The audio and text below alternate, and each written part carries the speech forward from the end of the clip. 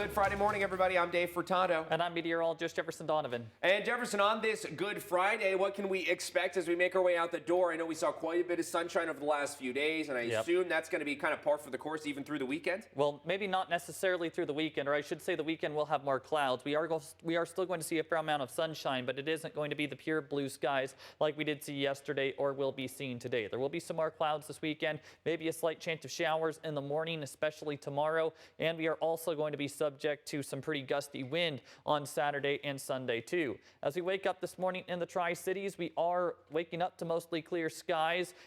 And temperatures are on the cool side of things as well. In the Tri-Cities this morning, we are right now sitting at 35 degrees underneath those mostly clear skies. Wind is calm right now. Wind will be calm through the day, but again, do anticipate those winds to pick up this weekend. In Yakima, we are also looking at mostly clear skies for the time being. Temperatures are on par with the Tri-Cities too, as we are sitting in the mid-30s right now in Yakima. No wind report at this point, but I can say that winds are also pretty calm for Yakima. And again, we will be staying fairly calm on those winds through the day. Looking at our weather headlines today and going forward, we will be looking at sunshine and temperatures back to the 70s on this Friday after seeing only 60s yesterday. As we do go into Saturday, we could see some isolated showers in the morning. Not a big concern for most. We will be looking at passing clouds and sunshine in the afternoon, following some of those isolated showers in the morning. And then as we go farther into the weekend towards Easter, we are going to be looking at dry weather conditions, but we are going to be looking at some gusty winds.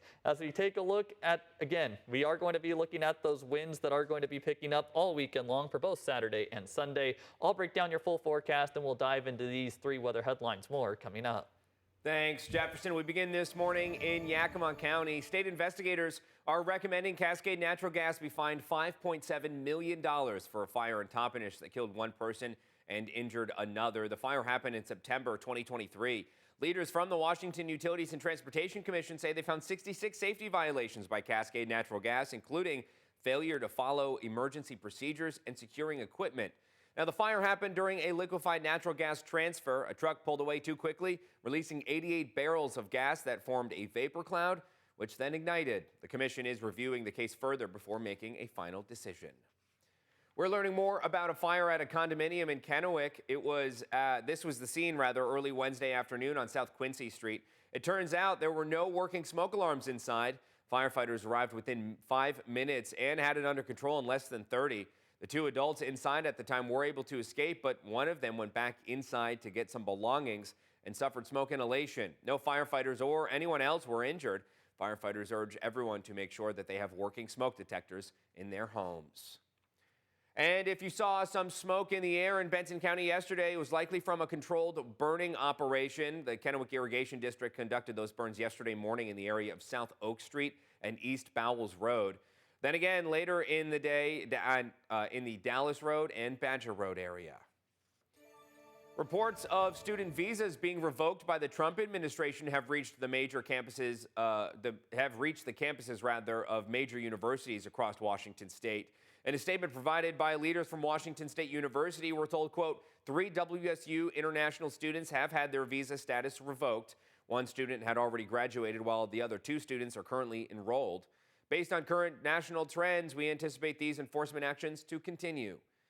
Now, this comes as nearly a dozen student visas, known as the F1s from the University of Washington, as well as 2 student visas from Central Washington University, have been canceled by the federal government over the last 2 weeks. F1 students are authorized to work off campus in the United States as long as they're attending college.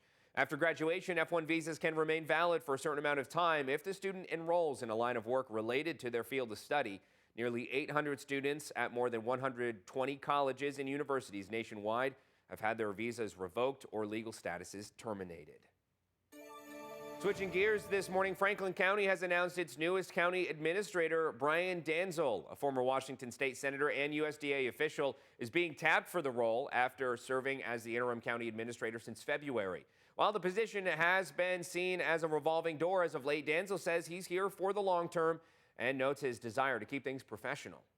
While there are personality conflicts that'll happen at any workplace, It's my job especially to be above that fray, to not enter into that, and to just do the job that I was hired to do, which is to administer the programs and implement what the commissioners pass, and kind of the running of this county.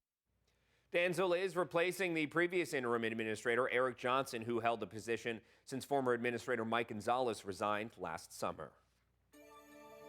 And it's World Wish and Volunteer Appreciation Month, and the Alaska and Washington division of Make-A-Wish Foundation is honoring Melanie Brown of Yakima. KIMA's Mallory Aldridge tells us how Melanie is helping her community. It makes me feel really good to be able to help them achieve their goal, their wish. Melanie Brown has been a wish granter with Make-A-Wish for 11 years, and her experience has made her thankful for what she has. Looking at what the child and the families go through just makes you real thankful for what you have in your own life. Not having to go through a lot of these difficulties that these families do. That's the nice part about Make-A-Wish, is when they can get their wish granted. The reason Brown started volunteering with Make-A-Wish was to give back to the community. They knew that there was a lot right here. We had a lot of need here in our area, and I knew that in looking at them, I knew that they serviced a lot of kids in our area, and so I wanted to do something to help kids in our area. Her favorite part of wish granting is the presentations, because she gets to see the kids get all excited for their wish. You're able to, tell them for sure, guess what? Your first wish that you wanted, we're going to get to do it, and this is when we're going to do it, and then just kind of to fill them in on all the details, and it's just really fun and exciting to see them. Brown also had advice for someone who is interested in becoming a wish granter. If you like working with kids and you really want to do something that gives back to the community, Make-A-Wish is a good place to go to start. They're like I say, they're so supportive, and there's so many kids here in need, and we just don't have enough of us to go around to make these wishes come true. Reporting for Action News, I'm Mallory Aldridge. KIMA's Mallory Aldridge, thank you. And Make-A-Wish is always looking for more volunteers to become local wish granters like Melanie. For more information, head over to our website, KIMATV.com. And with that, let's jump right over to meteorologist Jefferson Donovan to talk the weather for today. Seems like temperature is going to be warming up a little bit warmer than the last couple of days, but that sunshine's still sticking around too. Well, a little bit warmer than yesterday, on par with what we did see on Wednesday. It is going to be a rather sunny day, though. A very beautiful day of weather coming across the forecast area on this Friday. Upper 60s to low to mid 70s under sunny skies. Wind should be fairly light today.